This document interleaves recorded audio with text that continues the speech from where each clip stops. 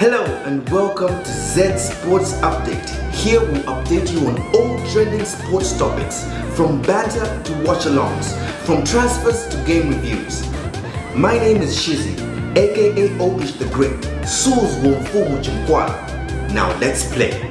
This show was sponsored by Big Mac Cleaning Services, Yasmina Fabrication, Grocery on Wheel, and 777 Media. Bills are paid. Now let's kick off. Wow, what a way to wrap up a football weekend. Wow, it was, yesterday's England game was massive. It was a great game. And Zambia's game was disappointing, but a great weekend, a great way to wrap up the weekend anyway. So, of course, we're going to first start with Bola Yapazet, what happened with our own Zambian national team. Well, the game was called off around 17 minutes. The boys obviously came out to play and they were playing well, I must say. This one we had the liberty to watch because, well, finally ZNBC gave us some coverage for the game, and just imagine penalty pasakoka coverage but that is when the rains poured down and the game failed to continue because the rains were too heavy. So the boys had to go back into the dressing room around 17 minutes. After about 30 minutes or so, the rain subsided and they decided to get back to the pitch. But after further inspection, they found that the pitch wasn't good enough to play on. So that was the end of the match. It's postponed. No more. There's no going to be a game. Players have gone back to the clubs. It's the international week is over. So that's over for the weekend for both teams.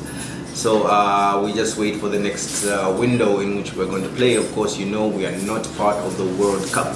There is absolutely nothing to look forward to in terms of the World Cup. So this is all we had. We're going to have obviously the World Cup period to prepare some more for the Africa Cup qualifiers next year.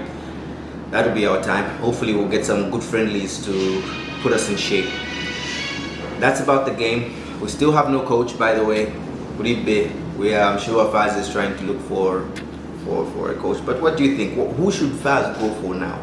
Should we go again for a local coach, or should we look outside our own country? In my opinion, I think Beston Chambeshi was doing a good job. The team was getting there. Okay, we could see he was trying to do something, and those are his players, those are under 20 players. We've had sections of people suggesting no, get Bruce from the girls team, to get Wada. Well, for me, I think the best so far that we've had in terms of a coach for the national team, whether it's under 20 or the senior team, is Beston Chambeshi in the recent years. And I think if he was given the time to develop the squad, he would actually get everything right. And he's of course he's a Zambian legend, and I think given some time he would do well. Well, we don't know what the future holds. We don't know what Faz is thinking. We hope they've got everything right, but I would love to see what a local coach would do, because language sometimes is a very good is a barrier for some of these players, where someone is speaking a different language and they can't really understand. And anyway, football is a universal language anyway, but still language is an issue, as we see on the European side of things. Talking about Europe, England versus Germany was a hot game yesterday. Both teams played well. England were front foot most of the first half, though they did concede. Let me not say front foot. I think it was a fair game. Both teams were attacking. Both teams showed quality, and of course England conceded first.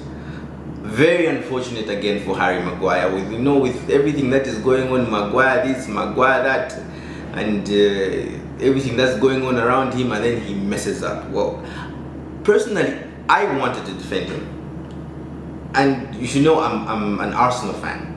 Okay, I know I have no love for Manchester United, but personally I did try to defend him in a way, because I seriously think it's not just about Maguire, it's also about the whole Manchester United squad. But that sort of mistake at that level of football that he made yesterday to cause a penalty, that was very, very unprofessional of him for a player of his caliber, and of course he's going to get a lot of backlash this week and into the World Cup and so on and so forth. Though Southgate did trust him, and he did pretty well most of the game except for that particular incident where he just, I don't know, lack of concentration. I think he goes somewhere when playing football. I think he just leaves the building and just goes somewhere and comes back later. Well, the game was very, very tough, back and forth, and it ended obviously 3-3 with Havertz getting 2 goals.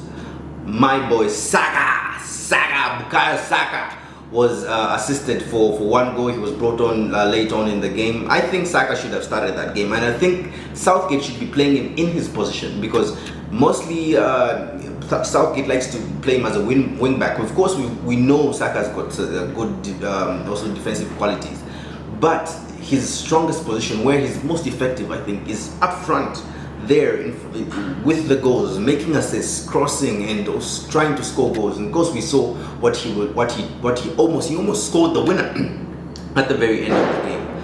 Well, that's one to watch. Saka is always very, very good to watch. He should have started that game, and I think things would have ended up differently, because Sterling missed quite a number of chances that could have gone in.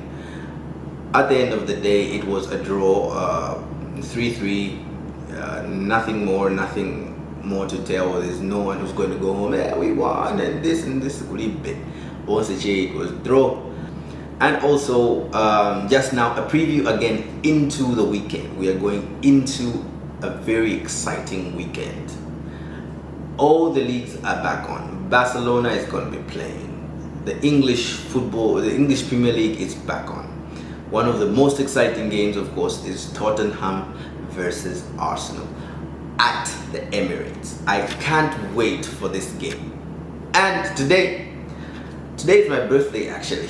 And please, Arsenal, give me a belated birthday on Saturday. Give us three goals to nil first half. Because I know people are going to say no, we know Arsenal, but this is the Emirates, and I'm telling you guys, when we are at the Emirates, things are difficult. The fans are going to be there. They're going to be making so much noise, and it's going to be electric. It's going to be a great game. I can assure you. This weekend's Tottenham Arsenal game is going to be a great game. So my ticket yano, I can go in past 8. It's better it can be 2+ or something like that. There's definitely going to be goals. Conte is going to go in there. Obviously, he's going to try and unpack the bus like Mourinho's type of situation, where he's going to let us come.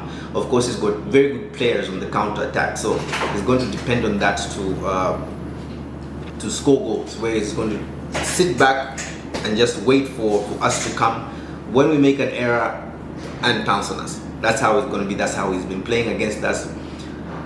Well, it's going to be an exciting game. I can't wait for the weekend. Also, Manchester United versus Man City. Who do you think is going to go through here?